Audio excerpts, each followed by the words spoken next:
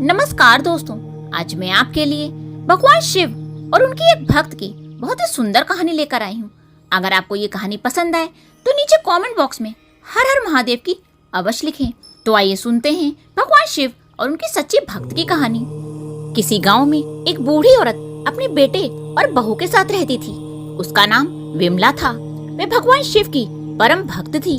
वे बूढ़ी माई दिन रात शिव जी की पूजा आराधना करती रहती। उसका बेटा खेती का काम करता था और उसकी फसल भी ठीक ठाक ही होती थी, लेकिन फिर भी वह माँ के पास आकर हमेशा गरीबी का रोना रोता रहता था। वह बूढ़ी औरत फटी साड़ी को सिलाई करके पहन लिया करती थी, लेकिन कभी भी बेटे बहू से कोई भी शिकायत नहीं करती थी। उसकी बहू अपनी सास को बिल्कुल भी पसंद नहीं करती थी। वह ना तो उन्हें ठीक से खाना देती और ना ही पहनने को कपड़े देती थी। एक दिन विमला भगवान शिव की आरती खत्म होने के बाद अपने बेटे से बोली, बेटा तुम काम पर जा रहे हो तो ये प्रसाद लेकर जाओ। भगवान शिव की कृपा तुम्हारे ऊपर हमेशा बनी रहेगी। यह बात सुनकर उसकी बहू बोली, सासू माँ, अगर दिन भर ऐसे ही पूजा पाठ करते रहने से सब काम बन जाएं, तो फिर सब लोग पूजा ही करते रहें, कोई काम पर जाए ही ना। आप तो सारा सारा दिन बस पूजा करती रहती हो, लेकिन फिर भी आपके शिव जी आपके लिए क्या करते हैं। बहू के ताने सुनने के बाद भी विमला चुप रही। उसका बेटा भी पत्नी को बिना कुछ कहे काम पर चला गया। विमला घर में पूजा करती, मंदिर जाती और स्वयं को भगवान की भक्ति में व्यस्त रखती। बहू खुद तो अच्छे अच्छे भोजन बनाकर खाती, किंतु सास को रूखा सूखा देती, जिसके कारण विमला दिन प्रतिदिन कमजोर हो गई। एक दिन उसकी बहू बोली, माँ आप पूजा पाठ के अलावा कभी कभी थोड़ा बहुत घर का काम भी कर लिया करो। दिन भर मैं अकेली सारा काम करके थक जाती हूँ, आप सिर्फ खाती हैं और बैठी रहती हैं। विमला ने कहा, ठीक है बहू, लाओ मैं झाड़ू लगा देती हूँ। तब बहू बोली, सिर्फ झाड़ू ही नहीं, थोड़े बहुत बर्तन भी धो देना। विमला ने कहा, ठीक है। विमला रोज सुबह उठकर झाड़ू लगाकर बर्तन धो देती, ताकि सारा दिन वह शिव जी की भक्ति कर सके। एक बार बूढ़ी माँ ने अपने बेटे से कहा कि बेटा, कल से सावन का महीना शुरू हो रहा है। मैं सावन के महीने में भगवान शिव की विशेष पूजा करना चाहती हूँ, लेकिन मेरे पास पैसे नहीं हैं। अगर हो सके तो मुझे कुछ पैसे दे दे, ताकि मैं भगवान शिव को भोग लगाने के लिए प्रसाद की व्यवस्था कर सकूं। यह सुनकर उसका बेटा बोला, माँ इस विशेष पूजा की क्या जरूरत है, तुम तो वैसे ही दिन भर भगवान शिव की पूजा करती रहती हो। वैसे भी इस बार खेती अच्छी नहीं हुई है, अभी घर में पैसों की दिक्कत है, इसलिए आप जैसे रोजाना पूजा पाठ करती हो वैसे ही कर लेना। बूढ़ी माँ कुछ नहीं बोली। उधर भगवान शिव अपने ध्यान में लीन थे। तभी माँ पार्वती ने उनसे कहा, प्रभु विमला आपकी अनन्य भक्त है, वो इतनी तकलीफ में है, आप उसके लिए कुछ करते क्यों नहीं। अब मुझसे उसका दुख देखा नहीं जाता। भगवान शिव ने पार्वती माँ से कहा, देवी, हर व्यक्ति को अपने पिछले जन्म का कर्म तो भुगतना ही पड़ता है, और विमला के साथ भी वही हो रहा है। बस कुछ और दिनों की बात है, कुछ दिनों के बाद उसकी सारी तकलीफें खत्म हो जाएंगी। इधर विमला की बहू अपने पति से बोली, सुनो जी, 2 दिनों के बाद मेरे भाई की शादी है। मैंने सारी खरीदारी कर ली है, मुझे कल ही मायके जाना है, लेकिन परेशानी यह है कि हमारे पीछे से हमारी फसल की देखभाल कौन करेगा। तब बेटा बोला, ऐसा करो कि तुम चली जाओ, मैं यहीं रह जाता हूँ।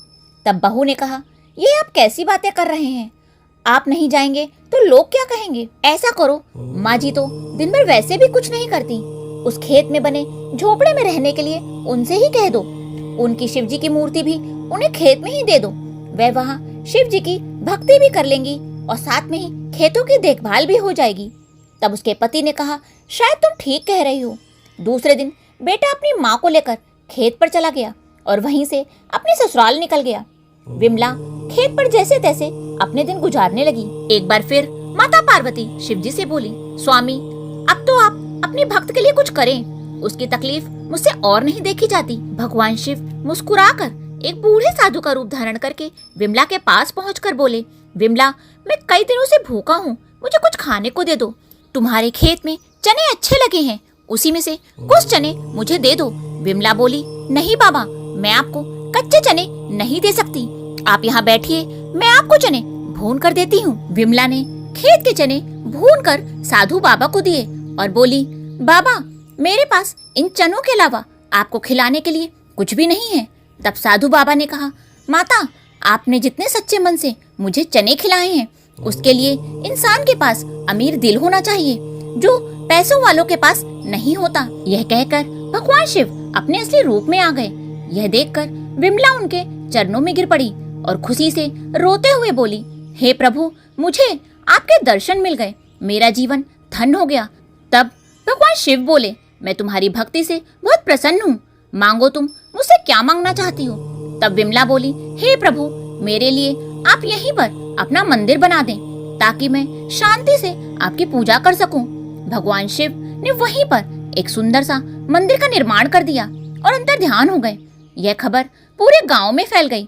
अब चारों ओर विमला की जय जयकार होने लगी। धीरे धीरे भगवान शिव के उस मंदिर की प्रसिद्धि दूर दूर तक फैल गई और प्रतिदिन मंदिर में भक्तों की भीड़ आने लगी। उधर बहू के मायके में आग लग गई, जिसकी वजह से उसका पूरा चेहरा जल गया। जब वह दोनों वापस अपने गांव आए तो गांव वालों से विमला के बारे में जानकर खेतों पर गए और विमला से माफी मांगने लगे। विमला ने जब बहू की ऐसी हालत देखी तो वह परेशान हो गई और मंदिर से शिव जी का जल लाकर उसके चेहरे पर लगाया, जिससे बहू का चेहरा पहले की तरह ही ठीक हो गया। अब तो हर कोई विमला की जय जयकार करने लगा। बहू विमला से बोली, माँ जी, मुझे माफ कर दीजिए, मुझसे बहुत बड़ी गलती हो गई, घर चलिए, अब हम सब साथ ही रहेंगे। तभी उसका बेटा बोला, माँ, मुझे माफ कर दो, मैंने कभी भी तुम्हारी इज्जत नहीं की, मैं तो बहुत बड़ा पापी हूँ। तब विमला ने कहा, नहीं, अब मैं कहीं नहीं जाऊंगी, अब तो जो शेष जीवन बचा है उसे यहीं प्रभु के चरणों में बिताऊंगी। कुछ दिनों के बाद ही पूजा करते समय भगवान शिव के चरणों में ही उसके प्राण शरीर से निकल गए। उसके बेटे और बहू ने पूरे नियम से उसका क्रियाकर्म किया और दोनों मन लगाकर मंदिर में पूजा पाठ करने लगे और खुशी खुशी भगवान शिव के चरणों में जीवन व्यतीत करने लगे। बोलो शंकर भगवान की जय, बोलो माता पार्वती की जय।